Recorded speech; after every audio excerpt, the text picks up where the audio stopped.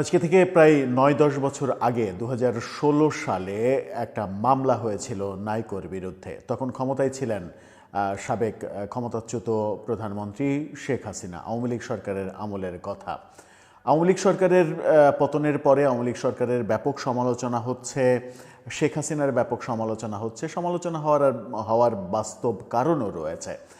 নানা রকমের সমালোচনা তাদের বিরুদ্ধে রয়েছে, দুর্নীতি সহ বিশেষ করে একপাক্ষিক ভোট, অনেক সমালোচনা তাদের মধ্যে তাদের বিরুদ্ধে রয়েছে।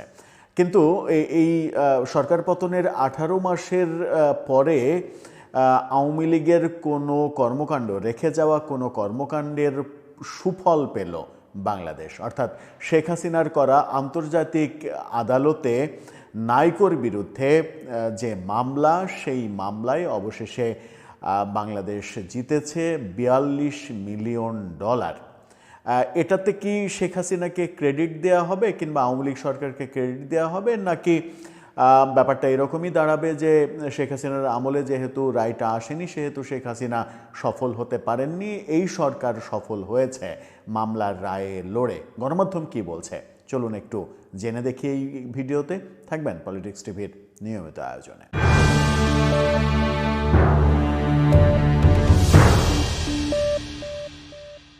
দর্শক, বলছিলাম নাইকোর বিরুদ্ধে আন্তর্জাতিক আদালতে মামলা, সেই মামলা করা হয়েছিল শেখ হাসিনার আমলে।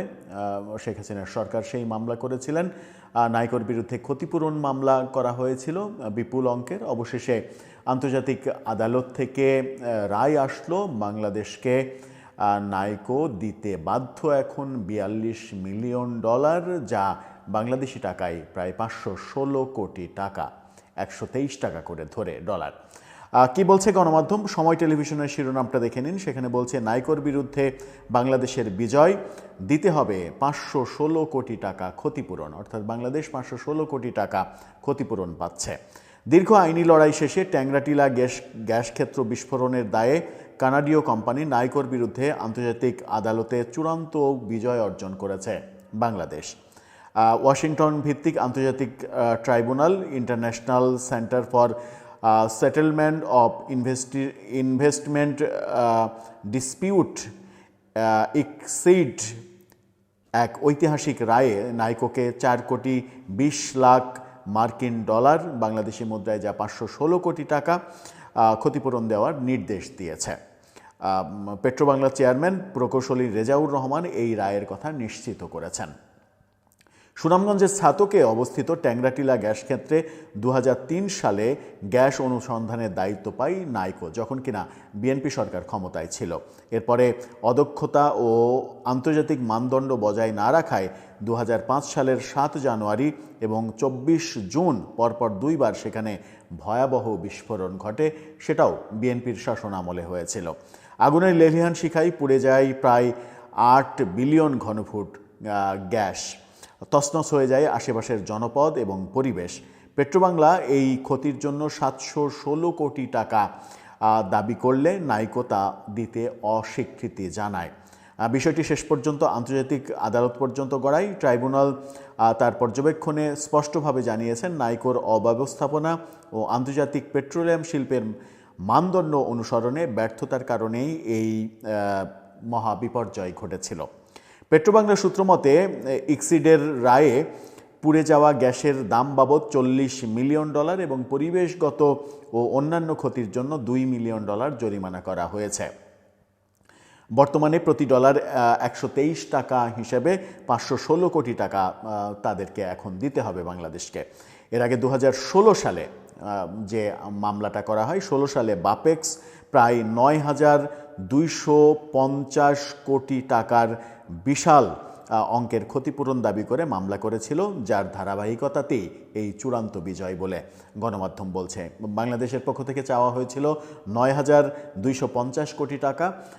অবশেষে আন্তর্জাতিক আদালতে বাংলাদেশ পেল ৫১৬ কোটি টাকা। কিন্তু ওই মামলা যেটা করা হয়েছিল, সেই মামলারই সুফল আজকে প্রায় ১০ বছরের মাথায় এসে বাংলাদেশ পেল, যখন কিনা ওই মামলা করা দল আওয়ামী লীগ ক্ষমতায় নেই এবং ওই মামলা করা দলের প্রধানমন্ত্রী যিনি শেখ হাসিনা তিনিও ক্ষমতায় নেই, অথচ তার করে যাওয়া, তার রেখে যাওয়া মামলায় আজকে বাংলাদেশ চূড়ান্ত একটা বিজয় অর্জন করলো। আন্তর্জাতিক আদালতে বাংলাদেশের এই বিজয়টাকে আন্তর্জাতিক মিডিয়াতেও বেশ আলোচিত ব্যাপার হিসেবে দেখা হচ্ছে। বর্তমানে ছাতক ও পূর্ব ও পশ্চিম মিলিয়ে 2 থেকে 5 ট্রিলিয়ন ঘনফুট গ্যাসের বিশাল মজুতের সম্ভাবনা দেখছেন বিশেষজ্ঞরা। পেট্রোবাংলা চেয়ারম্যান প্রকৌশলী রেজাউর রহমান বলেছেন, আমরা এই চূড়ান্ত রায়ের অপেক্ষায় ছিলাম। ছাতক গ্যাস ক্ষেত্রে নতুন করে কূপ খননের জন্য উন্নয়ন প্রকল্প প্রস্তাব ডিপিপি এরই মাঝে প্রস্তুত রাখা হয়েছে। এখন আইনজীবীদের সঙ্গে কথা বলে দ্রুত পদক্ষেপ নেওয়া হবে।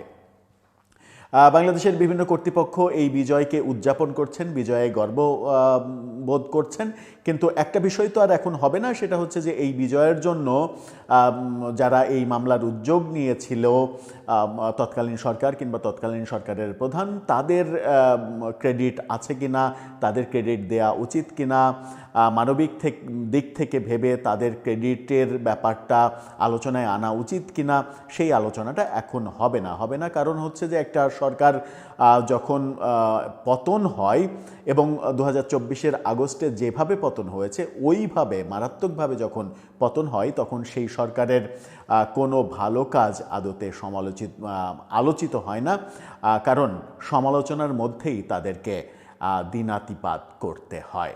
দর্শক, আপনার মতামত এ ব্যাপারে জানিয়ে লিখতে পারেন আমাদের কমেন্ট বক্সে।